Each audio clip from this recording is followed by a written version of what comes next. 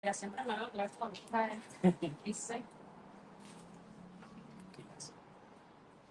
hola, muy buenos días, muchas gracias por acompañarnos en este evento que estamos celebrando desde Iniciativa para la Investigación y la Incidencia y uno de sus programas en específico, el Centro de Documentación de Prisiones Cubanas, para dar a conocer los resultados de nuestro trabajo, nuestro primer año de trabajo en el Centro de Documentación de Prisiones Cubanas. ¿Qué trabajo hemos hecho? ¿Qué incidentes hemos documentado a lo largo de estos años en las prisiones? ¿Cuáles son los eventos más repetidos? ¿Cuáles son los patrones identificados alrededor de la vivencia en las prisiones del país?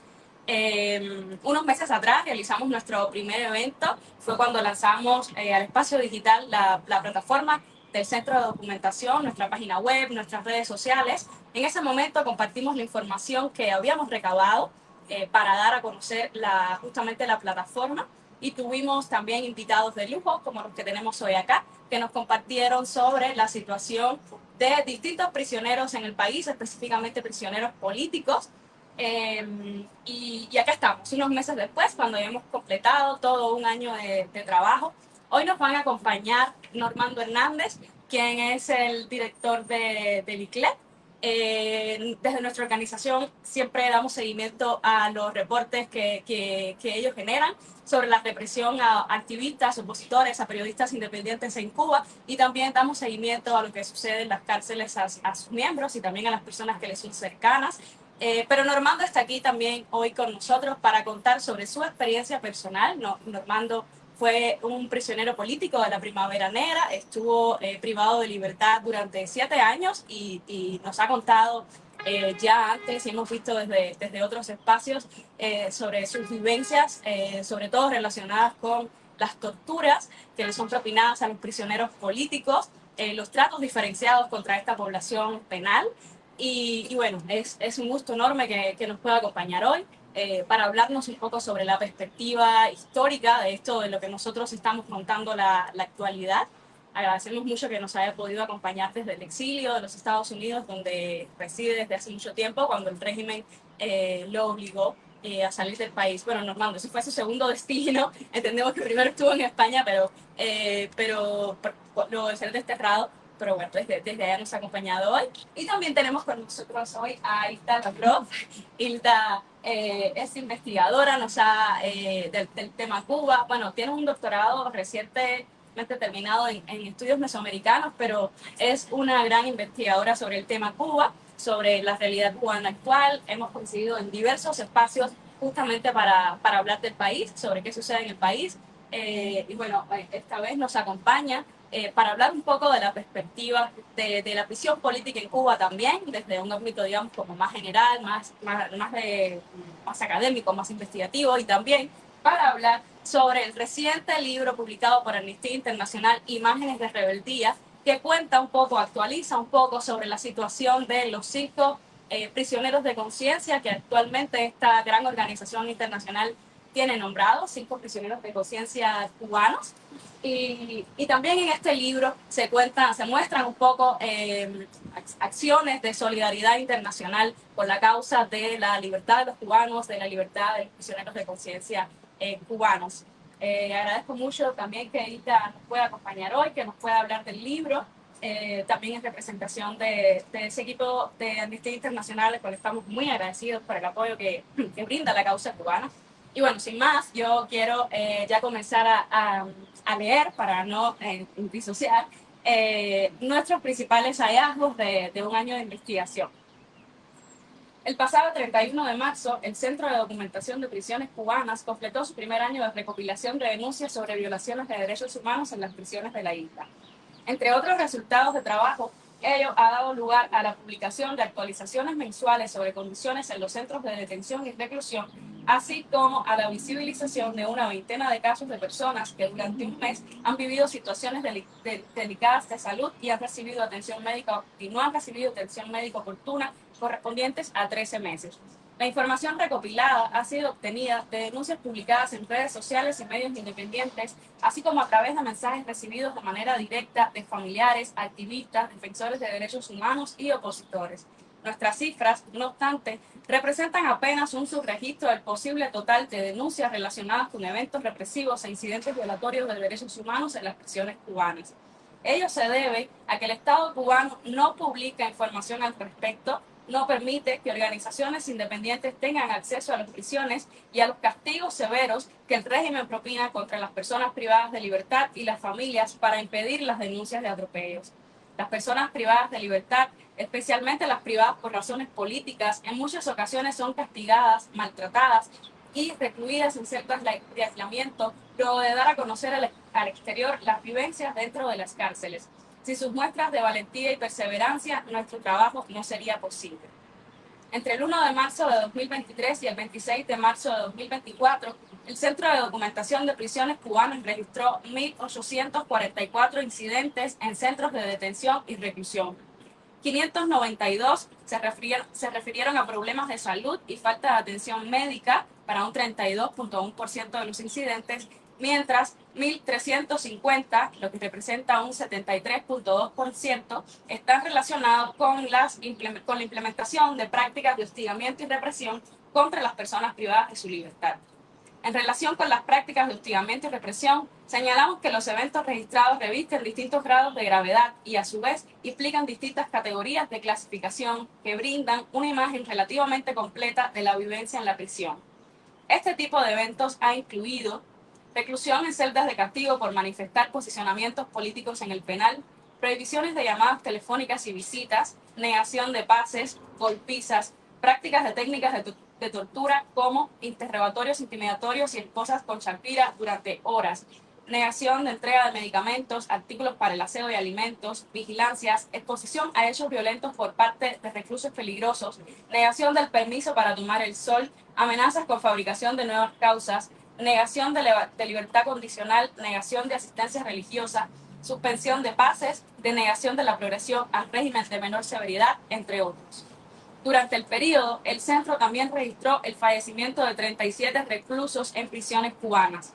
27 de ellos fallecieron como consecuencias directas de la falta de atención médica de las autoridades penitenciarias, otros 10 fallecieron debido a suicidios, golpizas de las autoridades, huelgas de hambre y accidentes por no contar con equipo especial de trabajo son algunas de las circunstancias de las muertes de estas personas.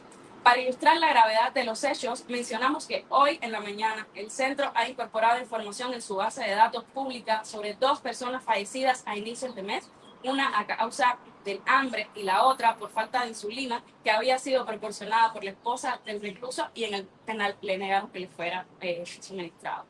El centro registró 595 víctimas de violaciones de sus derechos humanos en centros de reclusión y establecimientos penitenciarios. De ellas, 55 son mujeres, 529 personas son hombres y se desconoce el género de una persona. De todas ellas, 299 han sido registradas más de una vez como víctimas de violaciones y 413 están clasificadas como personas privadas de libertad por razones políticas. Las vulnerabilidades más recurrentes entre las víctimas que denuncian violaciones de derechos en su contra son estar privados de libertad por razón política, ser afrodescendiente, ser activista o defensor de derechos humanos, padecer enfermedades crónicas, ser opositor. El centro ha dado seguimiento a algunos patrones diferenciados de la violencia contra las mujeres en los penales, resaltando entre ellos los castigos en relación con la maternidad. Cuando se trata de mujeres presas, políticas, madres, un típico incidente es el relacionado con el entorpecimiento de que las mujeres puedan ejercer su derecho a la participación en la crianza de sus hijos. Las presas políticas pueden ser enviadas a centros penitenciarios fuera y lejos de sus provincias de residencia, lo cual dificulta y encarece las visitas familiares. Esto, a su vez, genera desequilibrios emocionales en las presas políticas, agravándose así la situación de desolación en que estas mujeres sobreviven. A inicios de 2024, organizaciones de la sociedad civil publicamos alertas sobre la situación de 4 mujeres privadas de libertad, todas en reclusión por razón política, que o bien han tenido ideaciones suicidas o han atentado directamente contra la vida, necesitando, en el caso de 2 de ellas, suturas en los antebrazos para detener el sangrado. A mediados del pasado año, una madre denunció que su hija, una joven de 22 años, había dicho que quería ahorcarse y declararse en huelga de hambre. La joven le dijo a su madre llorando que ya no podía más. Como ellas, muchas personas privadas de libertad presentaron síntomas de estrés, taquicardias por estrés, crisis nerviosas que han provocado erupciones en la piel y expresaron ideaciones y actos suicidas, entre otras muestras del irresistible de la vida en las prisiones cubanas. Las provincias con mayor cantidad de registros de incidentes violatorios de derechos humanos son La Habana, con 521 incidentes, Mayabeque, 236 y Camagüey, con 218. En general, el Centro de Documentación logró una relación preliminar de 107 prisiones en la isla. En 87 de ellas se documentó más de una violación en todo el periodo. Las prisiones con más eventos registrados fueron el Combinado del Este, que recibió 256 denuncias, la prisión de Quibicán, 144, y la prisión de Kilo 8, con 60. Por último, el Centro de Documentación identificó total o parcialmente a 299 victimarios, siendo 34 de ellos mujeres, 264 hombres y otra persona cuyo género se desconoce. A lo largo de todo el año de monitoreo, fueron constantes las denuncias sobre las condiciones de inhabitabilidad, la precaria alimentación y la falta de higiene. Entre lo más alarmante resulta la recepción de denuncias sobre brotes de tuberculosis en los penales de varias provincias del país, así como la creación de campamentos para atención urgente a personas anémicas, desnutridas y de bajo peso. Tanto las pésimas condiciones de habitabilidad y de alimentación y la negación del derecho a tomar el sol al aire libre han sido agravantes a las condiciones de salud de múltiples personas prisioneras. En relación con información obtenida en marzo, último mes contemplado en nuestro resumen anual, el centro visibilizó el caso de un recluso que presenta lesiones con pus en el cuerpo y las manos que según los médicos se deben a estafilococos. Además, se encuentra descompensado de la diabetes, no recibe medicamentos y pesa alrededor de 40 kilogramos. En este evento público, nuestro equipo se compromete a continuar las labores de monitoreo, documentación y denuncia para que ningún evento violatorio de derechos humanos en las prisiones de Cuba pase por alto y el Estado cubano sea criticado y juzgado por la comunidad internacional por cometer sostenidamente por décadas tantas atrocidades. Gracias. Bueno, entonces ahora quiero dar la palabra a Hilda para que nos cuente sobre la prisión política cubana de manera histórica y que nos pueda hablar un poco sobre Imágenes del Rebeldía, el más reciente libro publicado por Amnistía Internacional. La palabra del libro. Bueno, antes de hablar del libro, muchas gracias por la invitación. Es un tema difícil, que uno más o menos como pone cara de que ay, ahí vamos, pero la verdad como siempre como muy Se te hace la... sí, como digo, estamos avanzando, pero me suena la garganta porque nada más que mencionar las cifras es realmente es impresionante, ¿no? Y luego cuando te pones a pensar todas las condiciones y todo eso que parte sobre la mil y una formas de tortura, lo estamos hablando con Normando y Normando creo que va a partir de su propia experiencia puede detallar muchísimo más, ¿no? Creo que es mucho más valioso eso. Yo quería partir de dos cosas que cuando me comentaron de este espacio, venía recordando y son como dos imágenes que nos puedan servir un poco para pensar este tema de la prisión política. Primero que nada, a partir de cómo lo presenta el gobierno cubano, ¿no? Que ya tú decías, por ejemplo, que es desde el momento cero que empezó aquella cosa que ellos le llamaron revolución al inicio, lo primero que se aseguraron es que no sea posible ver lo que está pasando en las cárceles cubanas. Y eso hace que de alguna manera lo que ellos cuentan sobre lo que sucede en las cárceles cubanas, pues siempre ha estado un poco de su lado, ¿no? Aunque esa es por supuesto una hegemonía que ha sido puesta en cuestionamiento, por ejemplo, por Amnistía Internacional, libro del que vamos a hablar en un rato, pero creo que es importante decir que gracias a Amnistía Internacional o a la Comisión Interamericana de Derechos Humanos, desde el primer momento también ha habido por lo menos la posibilidad de contar, de narrar esos testimonios a pesar de la pretensión del Estado cubano de apropiarse del relato de lo que está sucediendo ahí, ¿no? Pero a mí me venían a la cabeza dos imágenes. Una la ubiqué perfectamente, que es cuando estuvo Obama en La Habana y tiene esta conferencia de prensa con Raúl, que Raúl en aquel ejercicio del cinismo revolucionario, a quien le dice, bueno, primero se hace el sordo y luego se hace el que no entiende inglés y luego no le queda más que hacer es tráiganme esta y si hay una lista, ustedes me traen una lista, esos políticos por la tarde están libres. Un ejercicio así de cinismo muy fuerte, porque claro que hay una lista. Primero, claro que hay presos políticos, pero claro que hay una lista además.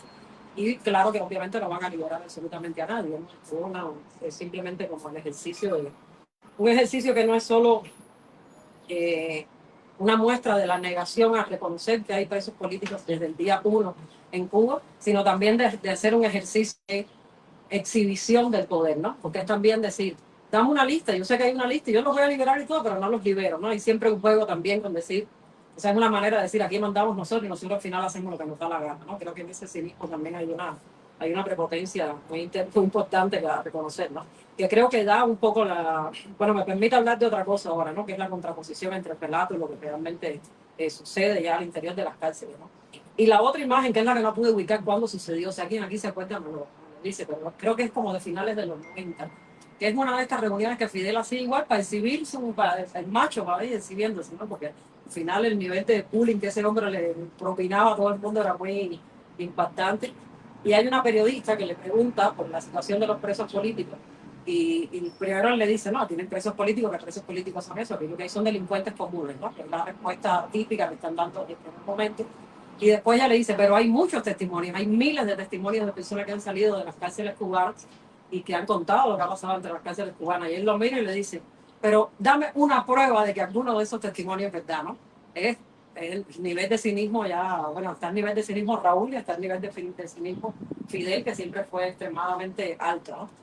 Porque obviamente no se puede entrar en las cárceles, no hay organizaciones independientes que puedan entrar en las cárceles, no hay organismos internacionales que puedan entrar en las cárceles ocurren, no ha ocurrido todo el tiempo, cosas horribles, luego la persona sale, cuenta su testimonio y es lo que se intenta decir es que no hay pruebas.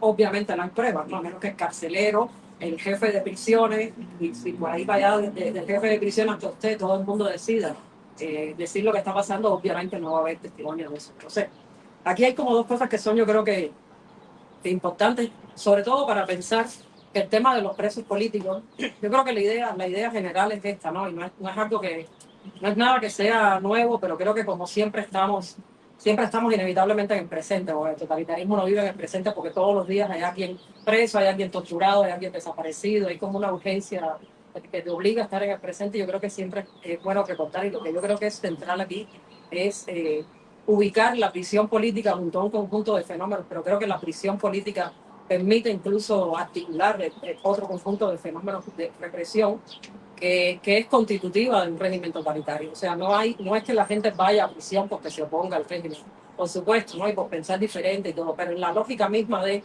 poder encarcelar, no dar las cifras de cuántas personas están torturar a esas personas en prisión, someterlas a tratos degradantes de manera permanente desde la forma misma en que esas prisiones están concebidas, lugares donde no hay luz, donde las relaciones sociales están extremadamente limitadas, donde hay efectivamente interrogatorios, torturas, cosas que reconocemos como torturas, pero en pedo de las condiciones. Yo creo que todo eso es importante darse cuenta que no es, no, como se dice, un epifenómeno, ¿no? No es como que hay una oposición y entonces hay prisioneros políticos, sino que la prisión política es consubstancial y es constitutiva al establecimiento de un proyecto totalitario. Y por eso es que las cifras de prisión de presos políticos en Cuba, aunque no sepamos, aunque no tengamos una cifra que podamos decir, estas son la cantidad de personas que estaban en prisión en el año 60, esta en el 63, esta en el 82. Digamos, hay como reportes en el año 78, la Comisión Interamericana sacó una cifra como de 4.000 y tantos, se liberaron como 3.600 en ese año. Eh, Luego los procesos posteriores hablan de que hay una disminución en ese número y la discusión que hay sobre los primeros años es desde gente que dice que hay 18.000 hasta cosas como 60.000 presos políticos. Lo mismo si es 18.000 porque no es el tema ahora discutir cuántos ceros lleva atrás o cuántas decenas se pierden o no. Más allá del dato específico, que a lo mejor no podemos recuperar completamente, por lo menos lo mismo que estás diciendo, siempre en un subregistro, hay, bueno, al principio sobre todo del proceso hay muchísimos casos de que no hubo, no ya que el proceso fuera debido, no hubo ni indebido ni debido, era simplemente gente que iba a prisión así random, ¿no? Como arbitrariamente a prisión, que era fusilado, entonces no hay realmente un registro que nos permita recuperar eso completamente, pero independientemente del número que sea, sí creo que es muy claro que hubo una cantidad mucho mayor en los primeros años del proceso que los que fueron habiendo después. quitando por supuesto estos momentos de emergencia como principios de los 90, cuando la sociedad cubana casi se sale de control, recientemente, por supuesto, a partir del 11 o sea, fuera como tendencia, al inicio hubo una cantidad mucho mayor de presos políticos en Cuba. Y yo creo que eso tiene todo que ver con que hay un plan de instauración de un gobierno totalitario, con la lógica del terror revolucionario, que requiere una represión sistemática y que es constitutiva de la cosa, ¿no? Y eso va al mismo tiempo con este otro tipo de fenómenos que son, por ejemplo, la negación de la capacidad de las personas que salen de prisión de dar su testimonio, una negación del testimonio personal, que yo creo que hay que pensarlo en tensión con la cosa de la confesión después de la prisión, ¿no? Que el caso de Padilla es como el no resulta, así es el mejor ejemplo, digamos, porque también fue más mediático y despertó en su tiempo una reacción muy importante, pero que es parte igualmente de la lógica de estar en la prisión. O sea, la prisión siempre lleva no solo una tortura, sino lleva también una tortura para producir una confesión. Recientemente tenemos el caso de Zulmira, esta muchacha que nada, lo que hacía era poner cosas en Facebook y de pronto, bueno, obviamente la torturaron, ¿no? Pasó por Villa María. No necesitamos no necesitamos Fidel, no necesitamos pruebas de eso, no tenemos la más mínima duda. El caso de Zulmira muy reciente, que ella sale culpándose de una cosa como que alguien le había dado $100 para que pusiera abajo el gobierno. Una cosa absurda completamente, porque en Cuba nadie necesita $100 para decir abajo la dictadura, ni nada por el estilo, pero bueno, ella sale confesando eso. Pero hay casos muy interesantes, por ejemplo, en los 70, no recuerdo su nombre, pero el que era el custodio, digamos, de lo que el Teatro Amadeo Roldán, hay un incendio en el Teatro Amadeo Roldán y ellos inmediatamente lo convierten en que no fue un incendio, fue la contrarrevolución. Y a ese hombre lo metieron preso y después de varias semanas preso, él confesó que sí, que efectivamente que él lo había hecho. Entonces, es una lógica que está siempre, digamos, atravesando todos los momentos de la prisión política cubana y que creo que refleja como esta tensión, ¿no? Se niega al otro la capacidad de dar testimonio de su propia experiencia, se niega el valor de su propia experiencia, incluso a nivel internacional, y al mismo tiempo se trata de producir un tipo de testimonio que es más como una confesión, una admisión de culpa, que bueno, que sirve de nuevo para ellos decir efectivamente estas personas sí son revolucionarias, no piensan como nosotros y son capaces de cometer actos vandálicos, etcétera, etcétera. Y lo otro y con esto cierro esto para no hacerlo muy grande, pero creo que es importante, es esta dinámica que crea el relato que los funcionarios del gobierno cubano hacen sobre, primero, que no hay presos políticos, luego que las personas que están presas, que por razones que uno pudiera llamar políticas, no es por pensar diferente, sino por ejecutar acciones que demuestran ese pensamiento diferente, lo cual es una cosa así como extrañísima, ¿no? O sea, una división entre la teoría y la práctica digna del marxismo de los primeros años. Una cosa como muy clara. Y obviamente sí son presos políticos, pero lo interesante de eso es que esa imagen que se quiere dar todo el tiempo es puesta en duda con el trato que los oficiales que están en prisión, no sé si oficiales o los esbirros o los torturadores que están en prisión, tratando directamente a las personas en prisión, sí le están diciendo todo el tiempo, tú estás aquí porque tú eres un contrarrevolucionario, tú estás aquí porque tú eres un mercenario, tú estás aquí porque tú eres un vendepatria. Es como una cosa que parece contradictoria, pero para nada es contradictoria, porque justamente, de nuevo, es constitutivo del fenómeno del totalitarismo porque requiere de eso, o sea, requiere de la implantación de un terror que está tan metido en cada cual que luego es difícil dar cuenta de él. Claro, es difícil dar cuenta de él porque no está en el informe de una organización, porque la organización no puede entrar, no está, por supuesto, en el discurso de un funcionario, porque los funcionarios lo niegan, pero está en la experiencia de las personas. Y hay una intención de decirle a las personas, usted sí está aquí porque usted está marcado para matarlo, y hacérselo saber de 3.000 maneras. Se piensa, por ejemplo, en los plantados, yo creo que hay un número, el último número que leí fue como 15.000, pero digamos, en la lógica de los plantados igual ocurre por una tensión, es como, hay una tensión que tú puedes ver. Si te portas bien y te rehabilitas, pues te va a ir mejor, ¿no? Pero si te pones un poco obstinado, pues lo que te toca es tortura, aislamiento, y esa lógica que siempre parece como un poco popular, al final es una lógica típicamente totalitaria, ¿no? Porque no se trata solo de meter a la gente en la cárcel, se trata de decirle a esas personas y a la sociedad entera, ustedes están viviendo en nuestra finca, ustedes están viviendo en nuestras condiciones. Y cuando querramos, hay debido proceso, pero cuando no querramos, simplemente te sacamos de la casa y vas a la cárcel y vas a estar ahí hasta que nosotros nos recordemos y equipo. Y bueno, ya, para que no dejar esto, que ya veo por allá atrás con el no hace falta, entonces, Pero no quiero dejar de pasar esto y es, primero, bueno, para que lo lean, Amnistía Internacional ha hecho este libro en el cual tengo la alegría de haber contribuido con un pequeño texto. eh, y creo que pues, voy a mencionar dos cosas que me parecen fundamentales. Hay varias cosas de este libro que son fundamentales. Están los 5 prisioneros de las personas prisioneras de conciencia, se dice, ¿no? El término correcto.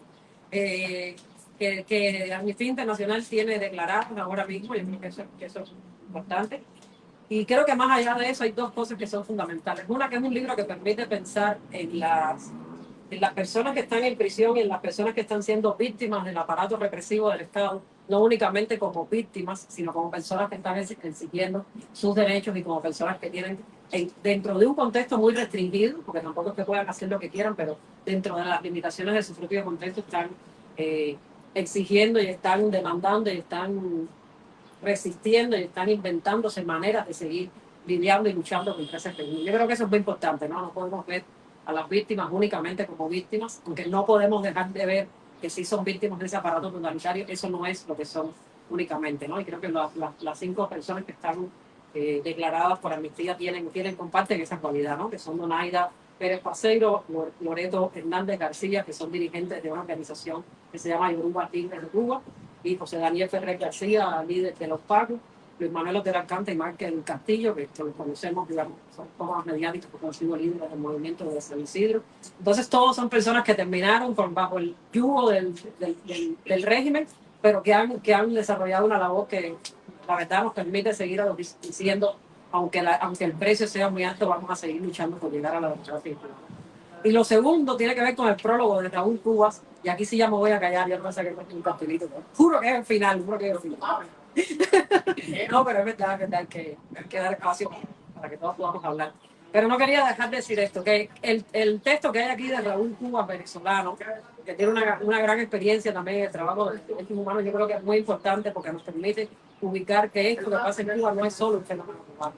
O sea, tiene una lógica autoritaria y totalitaria que también la estamos viendo en Venezuela de una manera, yo creo, ahora sí como muy brutal. Venezuela tiene informes recientes sobre asesinatos de jóvenes solo por perfil racial, de las fuerzas del ejército venezolano, o sea, de las fuerzas que están armando en Venezuela. En una lógica que no es muy diferente. Nosotros mandamos aquí, te podemos meter a la cárcel, te podemos matar, te podemos sacar del país, te podemos desaparecer, básicamente vamos a hacer lo que nos dé la gana, la finca es nuestra. Entonces, conectar eso entre Cuba, Venezuela, obviamente Nicaragua, que no está directamente en el libro, pero sabemos que está en una situación similar, yo creo que es fundamental, ¿no? Entonces, nada, de nuevo, una invitación a que lo lean, que además es un libro muy lindo que está lleno de imágenes, de dibujos que la gente le hizo a Luis Manuel Otero en una campaña para su liberación, y está disponible todo está disponible en la página de Amnistía Internacional, Cuba sin represión,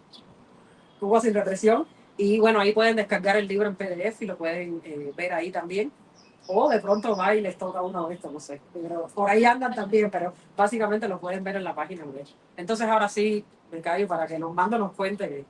Gracias, muchas gracias, Hilda. No, yo creo que vale la pena también, sobre la lógica de lo que mencionabas al principio de tu intervención, recordar que las organizaciones internacionales y los medios de prensa no entran al país desde hace décadas. La última visita de una organización internacional a las prisiones cubanas fue a finales de la década de los 80. Luego de eso no ha habido al menos ninguna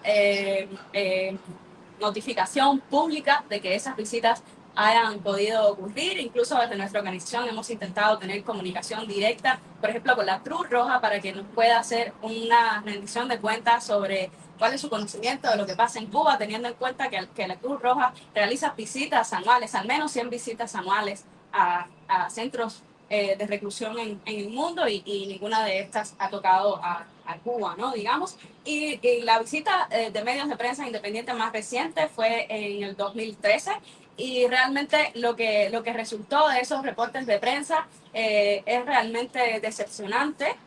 Más allá de cualquier otra cosa, es decepcionante. Los propios periodistas, junto con esa imagen un poco maquillada de las prisiones que ponían, resaltaban en algunos párrafos, y así como medio escondido entre líneas, que no se les había permitido acceder a los presos políticos y contar con sus testimonios, llegar a los lugares y los penales donde ellos estaban recluidos para poder tomar la información que ellos pudiesen darle, ¿no? También quería resaltar la cifra que nuestra organización maneja sobre presos políticos actuales, o sea, personas privadas de libertad por razón política en la actualidad, son 921. Distintas organizaciones manejan, digamos, otras cifras de acuerdo a sus investigaciones. Nosotros por el momento tenemos confirmado 921 personas, un poco para poner en contexto de qué estamos hablando cuando hablamos de todo esto, de la vivencia y la prisión de estas personas, ¿no? Un número grande de personas que por supuesto aumentó de manera considerable luego de las protestas del 11 de julio.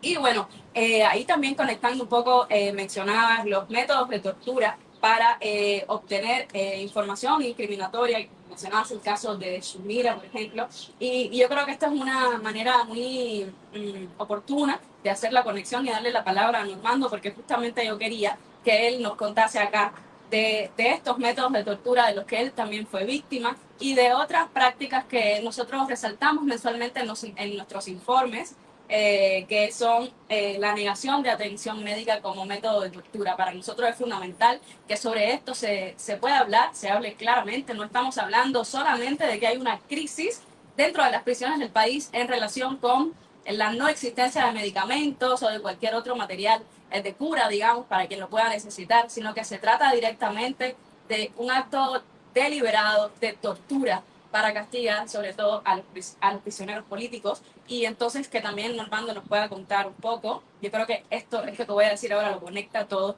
de los tratos diferenciados en relación con los presos políticos, ¿no? Muchas gracias, Normando, porque han pasado unos cuantos años, pero creo que son experiencias duras de contar, y que nos pueda acompañar acá un poco para ilustrar que esto se trata de un fenómeno histórico, que es un régimen macabro, nos representa.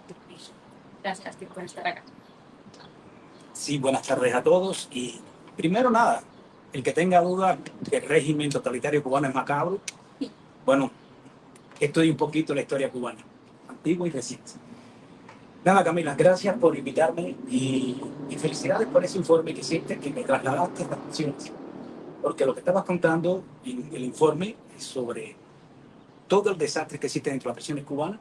Lo viví y lo vivieron las personas que fueron antes que yo a prisión desde el mismo 1 de enero de 1959. Y gracias a Hilda por toda la información que nos ha dado, y a Amnistía Internacional por este libro y por tener a 5 hermanos cubanos declarados como prisioneros de conciencia. Pero los invito a Amnistía Internacional que continúe con su arduo trabajo, porque en Cuba hoy día hay muchos, más de 5 prisioneros de conciencia. Hay cientos de prisioneros de conciencia en Cuba. Y creo que la documentación de Amnistía Internacional sería excelente. El régimen cubano tiene en cuenta las organizaciones internacionales. Un freno del régimen cubano son los informes de las organizaciones internacionales que son tenidas en cuenta fundamentalmente por las Naciones Unidas. Cuando Camila me invitó, no lo pensé 2 veces.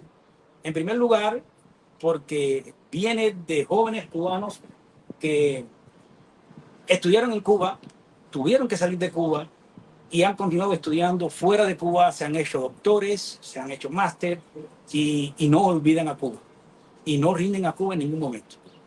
Y en segundo lugar, porque pienso que hablando sobre lo que ocurre en las prisiones cubanas, que no sea un tema tabú.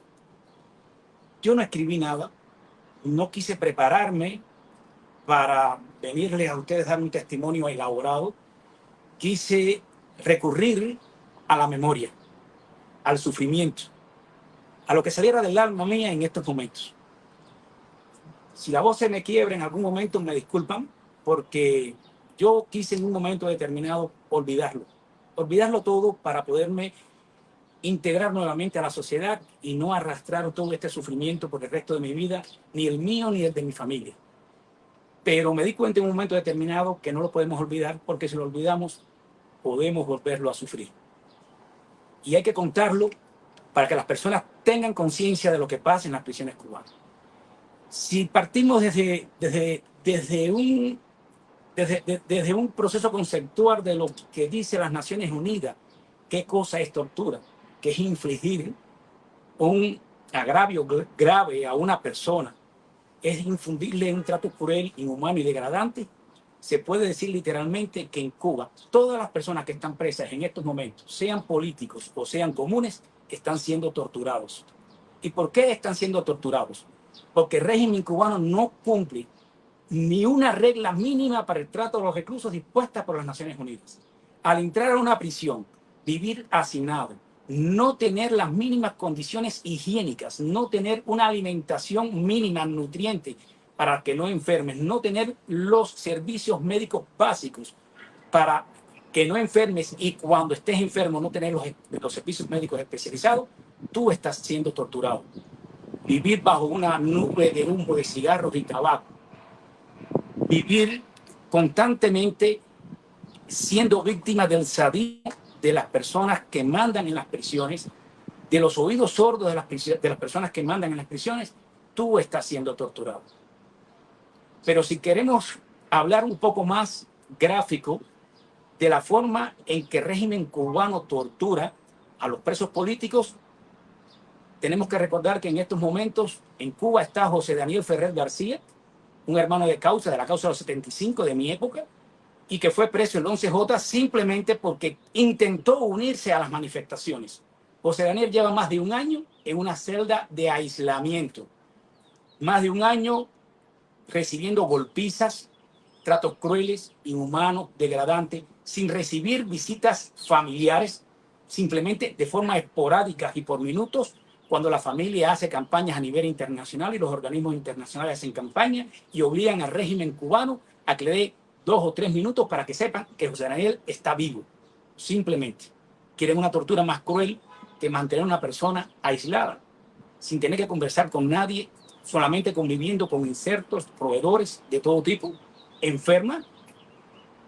José Daniel va a salir en muy malas condiciones físicas y psíquicamente de esa celda, gracias a la desidia, al odio que el régimen cubano tiene a las personas que piensan diferente a ellos.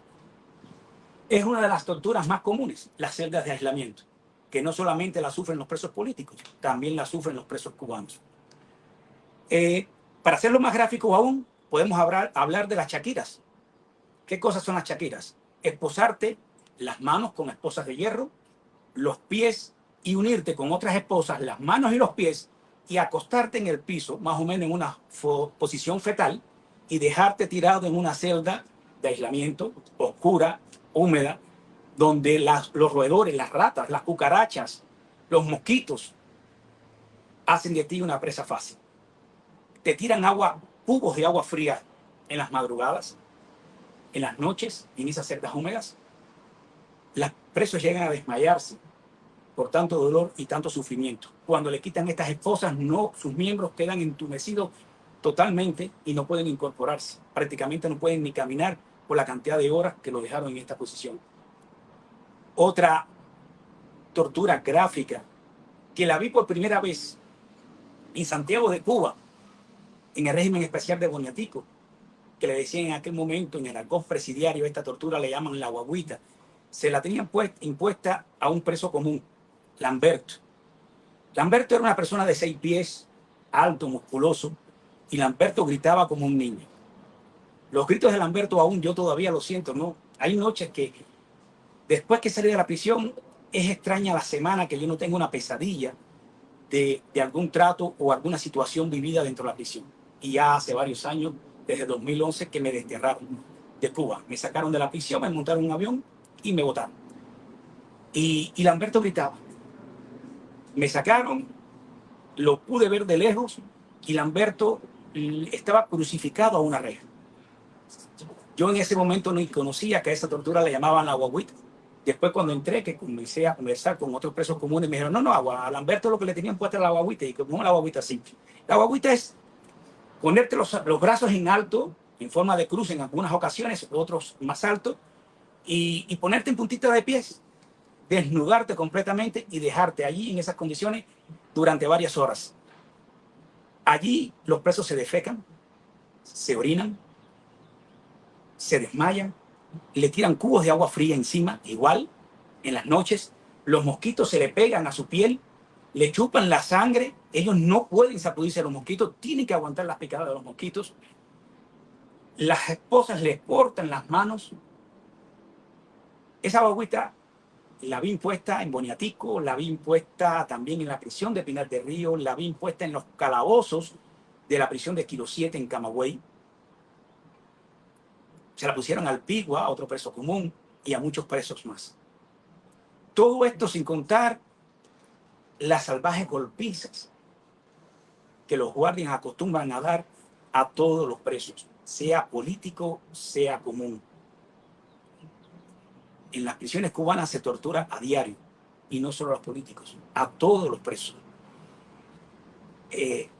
Yo fui torturado psicológicamente durante muchos meses.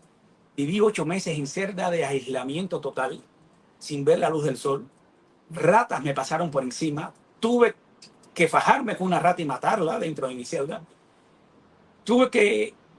En una ocasión me pude bañar.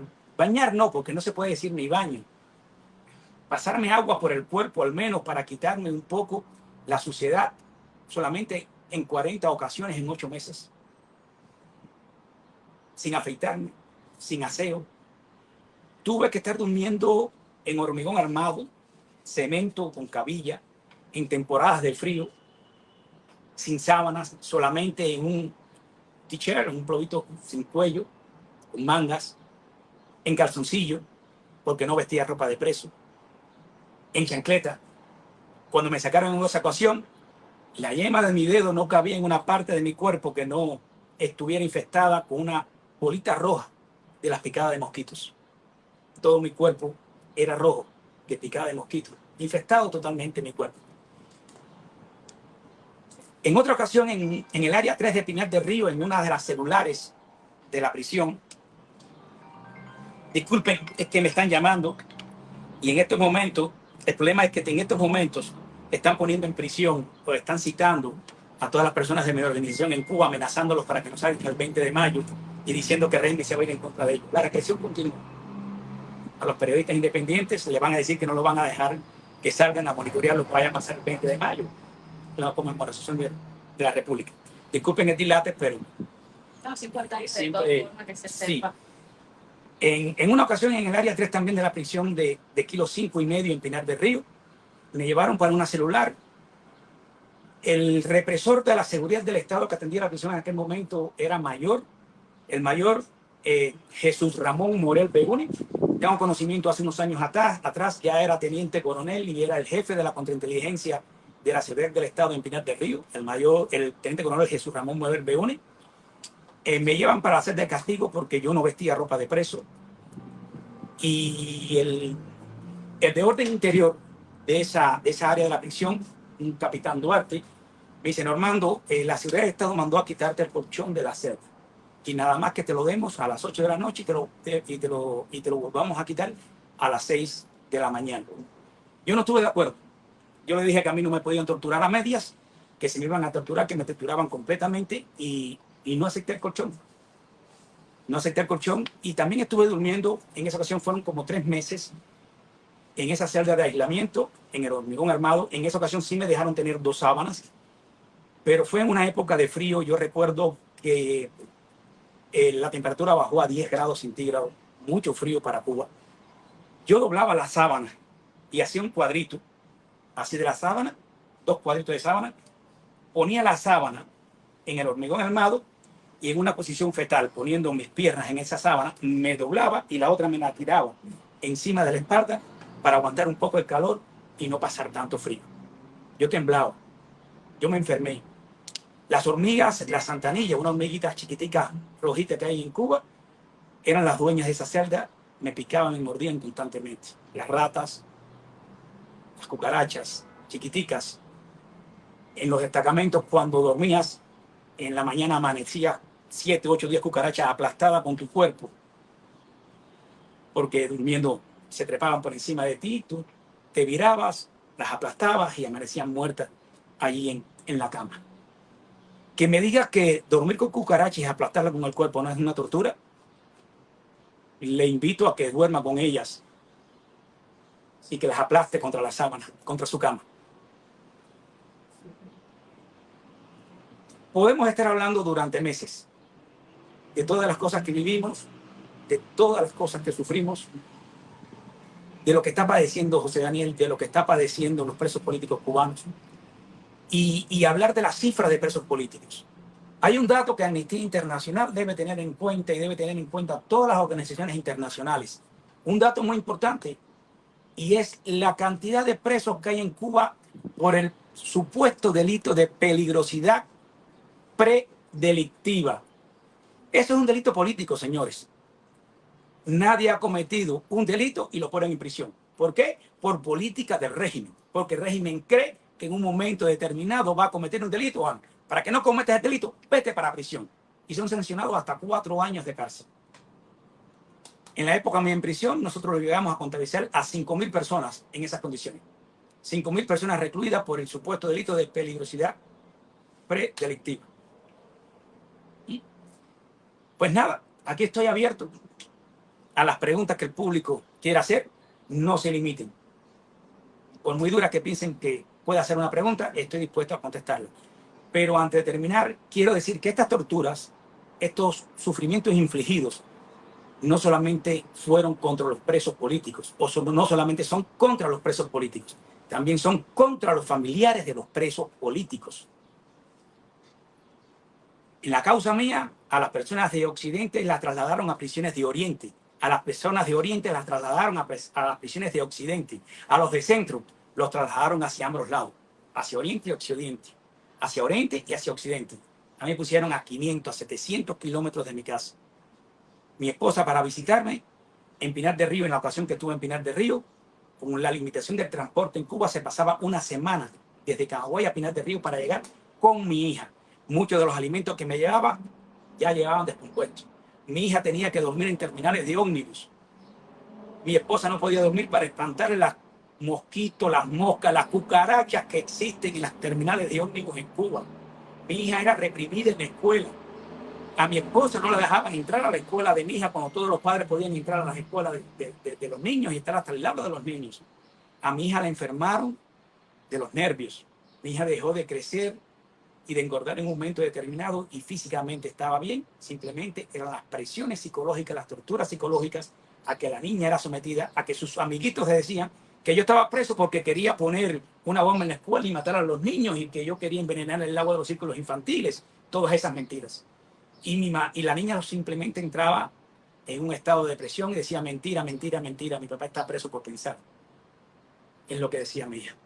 Gracias a Dios, mi hija se recuperó y hoy en día es una joven graduada en la Universidad número 1 de Estados Unidos con un bachelor degree de ciencia en inteligencia artificial.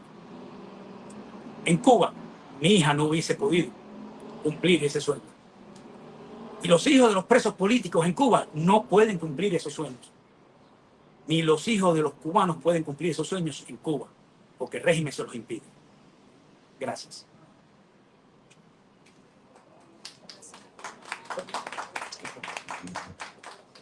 Muchas gracias a ti por contar tu testimonio, también por mencionar a otras personas que están todavía en Cuba en prisión política y sobre todo por contar la experiencia de tu propia familia. Creo que es algo que también es muy importante que todas las personas que hacemos denuncias sobre la situación de las personas privadas de libertad en Cuba estemos también mencionando constantemente, porque la vivencia de la prisión se extiende también a la cárcel. No pensemos ya solamente en todas estas mecanismos para torturar, para hacer la vida más difícil en el exterior, sino también en todo eso que tiene que ver con los traslados, con la preparación de la alimentación, sobre todo en casos como el de todos los prisioneros de la Primavera Negra, que fueron tan llevados a provincias tan distantes de la propia, como le pasó hasta hace muy poco a Aymara Nieto, dama de blanco, y como lo está viviendo ahora Lisandra Góngora. Entonces, qué bueno que también lo menciona, que hizo un especial énfasis ahí.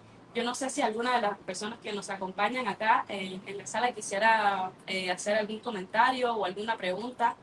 Yo no quiero hacer ninguno más, sinceramente. Agradezco mucho que nos haya contado de su experiencia, pero siempre siento que contar esto es tan difícil, que es muy difícil como intentar penetrar más niveles hacia abajo, porque la verdad es que se pueden despertar muchas emociones, que a mí se me despiertan, yo las tengo a flor de piel, ¿no? Entonces agradezco mucho lo que nos ha contado hasta ahora. no sé si no vamos a hacer más ningún comentario o alguna pregunta, entonces yo quisiera invitar a todas las personas que están acá con nosotros en la sala y también a las que nos están viendo a través de las redes sociales, que den seguimiento a nuestro trabajo. Es una manera en que también nos apoyan muchísimo si comparten nuestras actualizaciones mensuales, nuestros reportes con cifras, con patrones y también los casos que mensualmente visibilizamos junto con nuestro análisis de las condiciones de prisiones en el mes.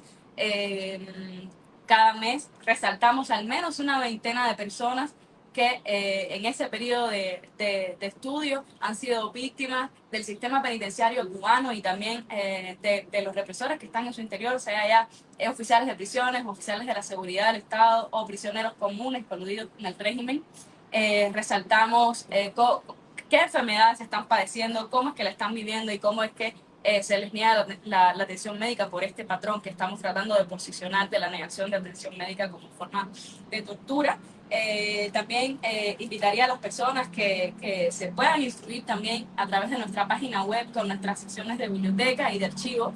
Ahí tenemos muchísimos textos sobre mecanismos y protocolos internacionales, además de que hablan sobre las normativas para la protección de los reclusos a nivel mundial, y también tenemos las propias leyes cubanas que supuestamente deberían garantizar la protección de las personas privadas de libertad. Creo que son recursos que sobre todo las familiares de los presos políticos deberíamos tener a la mano para poder reclamar los derechos de las personas que están en las cárceles. Y bueno, esa es la invitación a que sigan nuestros contenidos, que nos ayuden a compartirlos y que estén pendientes también de las denuncias que diariamente publicamos en nuestras redes. Hacemos un monitoreo de casi 24 horas del día y tratamos de posicionar allí lo que nos parece más escandaloso y revelador de los patrones del régimen en relación con las personas privadas de libertad. Entonces, yo agradezco mucho a quienes nos han acompañado, a quienes nos siguen en las redes, y nos vemos con más contenidos en redes.